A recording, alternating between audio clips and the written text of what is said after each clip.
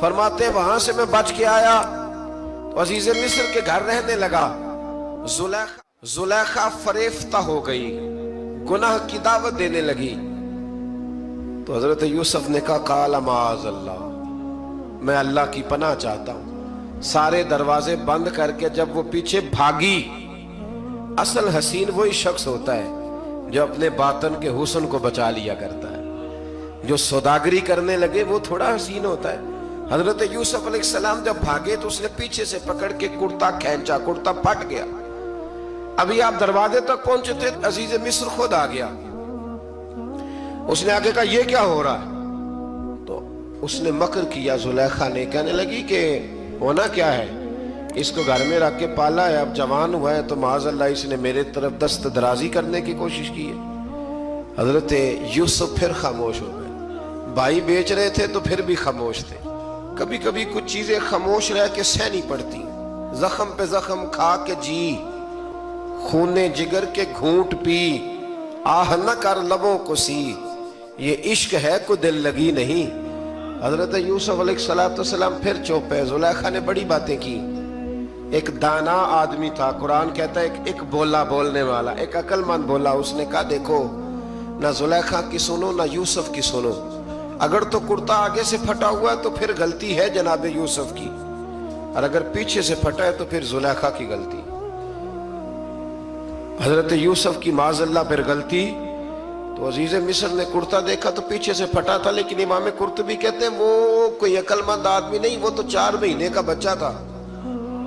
وہ ایک 4 مہینے کا وہ قریب تھا. حضرت یوسف علیہ السلام کی گواہی دینے کے لیے اللہ نے اسے زبان دی تھی. زلیخا کے ماموں کا بیٹا تھا, 4 مہینہ کا گہوارے میں لیٹا ہوا, جب بادشاہ سے فیصلہ نہیں ہو رہا تھا اور بادشاہ پریشان تھا عزیز مصر کے کسی کو جا کے بتاؤں گا تو کوئی کیا سوچے گا, اس کے گھر میں کیا کچھ ہوتا ہے. کہتے پریشان تھا تو پنگوڑے سے بچہ بول پڑا.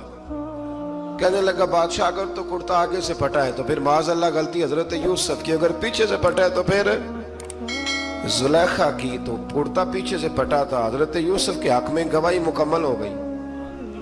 اب آہستہ آہستہ نا دربار میں محل میں بات پھیلنے لگی. تو بیویاں کہنے لگی اوہو زلیخا تو ایک غلام پہ عاشق ہو گئی ہے, ایک غلام پہ. تو زلیخا کہنے لگی تم اجے میرا محبوب نہیں ڈٹھا.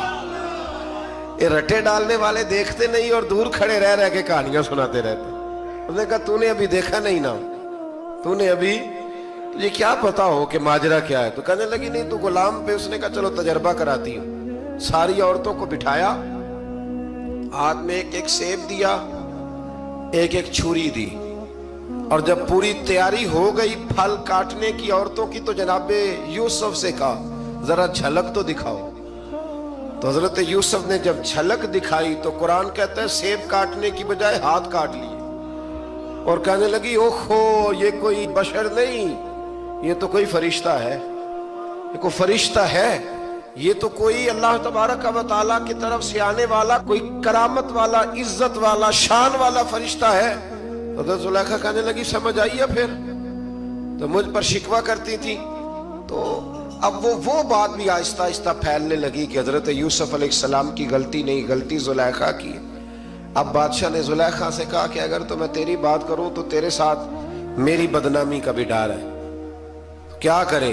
طے یہ پایا کہ حضرت یوسف کو جیل میں ڈال دیا جائے. پہلے بھائیوں کے تھپڑ, پھر کنواں, پھر مصر کی منڈی, پھر زلیخا کا الزام, اور پھر باری آ گئی جیل جانے کی. تو حضرت یوسف علیہ السلام کو جیل میں, کچھ نے لکھا ہے 12 سال جیل میں رہے, جیل میں ڈال دیا. حضرت یوسف علیہ السلام جیل میں کیا کرتے؟ واعظ فرماتے, تبلیغ فرماتے, لوگوں کو اللہ کی توحید کی دعوت دیتے. وہاں جیل میں نا ایک شخص نے خواب دیکھا. اس نے دیکھا کہ میرے سر پہ نا پرندے کھا رہے. تو حضرت یوسف کہنے لگے اس کی تعبیر یہ ہے کہ تجھے قتل کیا جائے گا, اور تیری لاش کچھ دیر پڑی رہے گی تو پرندے تیرے سر پہ آ کے بیٹھیں گے, یہ تعبیر ہے. ایسا ہی ہوا, واقعی وہ شخص قتل ہو گیا. ایک شخص نے دیکھا کہ وہ شراب کشید کر رہا ہے. اس نے بھی تعبیر پوچھی تو آپ نے فرمایا تو اپنے بادشاہ کو پلائے گا. محسوس ہوتا ہے کہ اتنی دیر تک شراب ناجائز